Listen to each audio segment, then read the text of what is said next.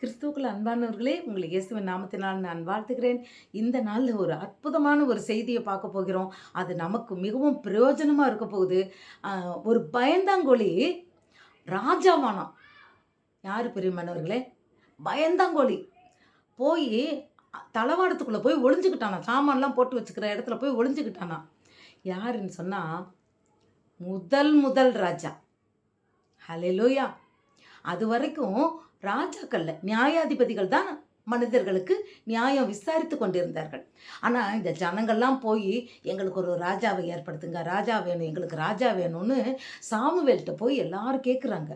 அப்ப சாமுவேல் சொல்றாரு, எதுக்குப்பா ராஜா? ராஜா வந்தா அவன் உங்க பிள்ளைகள் எல்லாம் அடிமையா வச்சுக்கிடுவான். நீங்க உங்க தானியத்துல விளையிறதெல்லாம் எடுத்து அவனுக்கு கொண்டுட்டு போய் கொடுக்கணும். இதெல்லாம் உங்களுக்கு கஷ்டம்ல. எதுக்கு நீங்க இந்த மாதிரி நீங்க கேட்குறீங்க? வேண்டாம் அப்படின்னு சொன்னான். ஏன்னா நியாயாதிபதிகள் நியாயம் விசாரித்தாங்க. பட் ஆளுகை செய்தது கர்த்தர். அது அந்த ஜனங்களுக்கு புரியல. அதனால அவங்க எங்களுக்கு ராஜா வேணும், ராஜா வேணும். கடைசியில ஆண்டவர் ராஜாவை முதல் ராஜா சவுல், கீசினுடைய குமாரன் சவுல். அப்போ போய் பார்க்கும்போது யார் அப்படின்னோடனே, கீசின் குமாரன் சவுலைத்தான் நான் ராஜாவாக்க போகிறேன்னு சொன்ன உடனே அவன் எங்கன்னு போய் பார்த்தா அவங்கெல்லாம் சொல்கிறாங்க, காணோம், அவன் இல்லை அப்படின்றாங்க. அப்போ கர்த்தர் சொல்கிறாராம், அவன் தளவாடத்துக்குள்ளே போய் ஒளிஞ்சிக்கிட்டு இருக்கான். அப்போ அவனை கூட்டிகிட்டு வந்தா சகல ஜனங்களும் ராஜாவுக்கு தோளுக்கு தான் இருந்தாங்களாம். ராஜா அவ்வளோ ஹைட்டு. ஆண்டவர் எப்படி ஏற்படுத்தியிருக்கிற முதல் ராஜா. ராஜானாலே ஒரு மரியாதை, ஒரு கௌரவம் இல்லை. ராஜா வீட்டு பிள்ளை அப்படிம்பாங்கல்ல, அவர் ராஜா. அதாவது முதல் ராஜா உலகத்தில் அவர் தான். ஆண்டவர் உண்டாக்குன பூமியில முதல் ராஜா சவுல். அப்போ அந்த ராஜா ரொம்ப தைரியமானவர் இல்லை, அவர் பயந்தாங்கோலி. தளவாடத்துக்குள்ள ஒளிந்து கொண்டிருந்தார். பிரியமானவர்களே, நாமும் கூட ஒரு பயந்தாங்கோலியாய் வெளியே மற்றவங்களோட ரொம்ப பேசுறதுக்கு நமக்கு இல்லாதபடி ஏதோ நம்ம மேலே ஒரு தாழ்மை எண்ணம் கொண்டு நாம் இருந்தால், உண்மையிலேயே கர்த்தர் நம்மளை முன்குறித்திருந்தால் நிச்சயமாக நம்மை தைரியப்படுத்துவார். நாம் அவருடைய சித்தம் செய்ய நம்மளை அர்ப்பணிக்க உதவி செய்வார். பிரியமானவர்களே, அநேகர் சொல்லுவாங்க, எனக்கெல்லாம் பேச்சே வராது. ஏன்னா எல்லா தீர்க்கதரிசிகளும் சொன்னது அதுதான். அவர் திறமை உள்ளவங்க அந்த மாதிரியெல்லாம் அவர் யாரையும் பார்க்குறதில்ல. கூப்பிட்டதெல்லாம் யார்? மீனவங்க, மீன் பிடிக்கிறவங்கள தான் அவர் சீசனாக கூட்டிகிட்டு போனார். படித்தவங்களையும் பெரிய ஆட்களையும் கூட்டிகிட்டு போலையே. அதனால் இன்றைக்கு பிரியமானவர்களே, அவன் ராஜான்னா ராஜா கிடையாது, ஏதோ சாதாரண ஒரு மனிதன். நீ எல்லாம் ராஜான்னு கேட்டவொடனே அவனை கொண்டு வந்து ராஜாவாக்குறாங்க. ஆனால் அதே ராஜா கர்த்தருடைய ஆவியினால் நடத்தப்படும் போது அந்த தேசத்தை நடத்துகிறான். அதே தேவன் ஆவியானவர் அவனை விட்டு விலகினார்னு வரும். அப்போ தாவீதை கொலை செய்யும்படியாய் அவன் சுத்தி வர்றான். கடைசியில் அவனுடைய முடிவு பயங்கரமா போகுது. பாத்தீங்களா? பரிசுத்த கர்த்தருடைய கர்த்தருடைய ஆவியானவர், பழைய ஏற்பாட்டு காலத்துல கர்த்தருடைய ஆவியானவர் அவனை ஆளுகை செய்யும் போது ஒரு பயந்தாங்கோலி ராஜாவாக மாறுகிறான். அதே ராஜாவிடத்தில் இருக்கிற கர்த்தருடைய ஆவியை அவர் எடுத்துக்கொள்ளும் போது அவன் மரித்து போகிறான். அவனுடைய முடிவு ஒரு பயங்கரமான ஒரு முடிவு. அவனே ஆயுதத்தை எடுத்து, நீ என்னை குத்துன்னு சொல்றான். என்னால வேதனை தாங்க முடியல, என்னை கொன்னு போட்டுரு, அவங்க வர வேண்டாம், எதிரிகள் கையால் நான் செத்தேன்னு இருக்கக்கூடாது, என்னை சாகடிச்சிரு அப்படின்னு சொல்லி அவனை கூப்பிட்டு அவன் ஆயுதத்தாரி என்ன பண்ணுறான்னா, ஆயுதத்தாரின்னா அவன் கூடயே போகிறான். அவனுக்கு பாதுகாவலன்னா போய் அவனும் சண்டைக்கு போகிறவன். அவனை சொன்னதுக்கு அவன் மாட்டேன்ட்டான். ஆனால் வேற ஒருத்தனை சொல்லும்போது அவன் அந்த காரியத்தை செய்கிறான்.